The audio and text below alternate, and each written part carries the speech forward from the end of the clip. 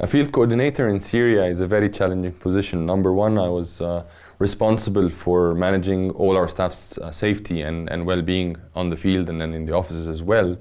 In addition to that, meant coordinating all the field movements and making sure they have all what they need in terms of equipment, cars, to be safe while they are doing their job on the field. I think generally speaking, the situation has worsened. So there are many needs and not just a few main needs, if I could say so. I mean, the economy is worsening.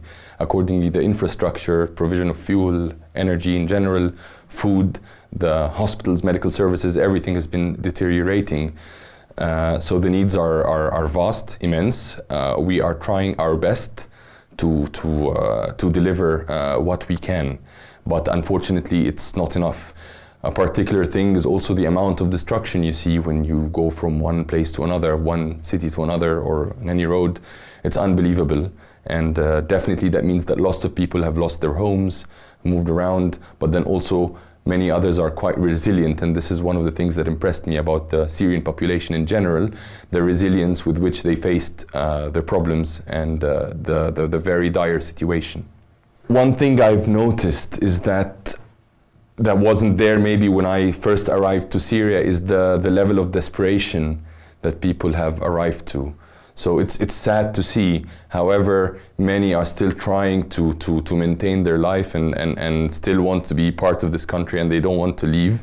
But unfortunately, the desperation is growing, and nobody is foreseeing a solution soon. Managing to survive is different from one area to another, but people have come up with many different coping mechanisms. Of course, the vast majority, they live on assistance, which can sometimes be delivered on a regular basis and sometimes not.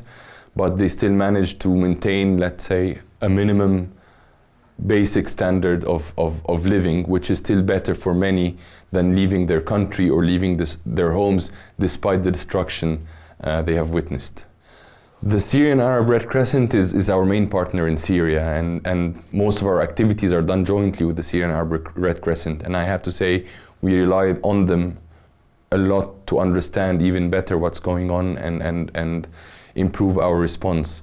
And in that frame, I would like to remind everybody that we should all parties to a conflict should respect the role of the Syrian Arab Red Crescent and try as much as they can to protect the volunteers of the Syrian Arab Red Crescent in their humanitarian mission and facilitate their work for them.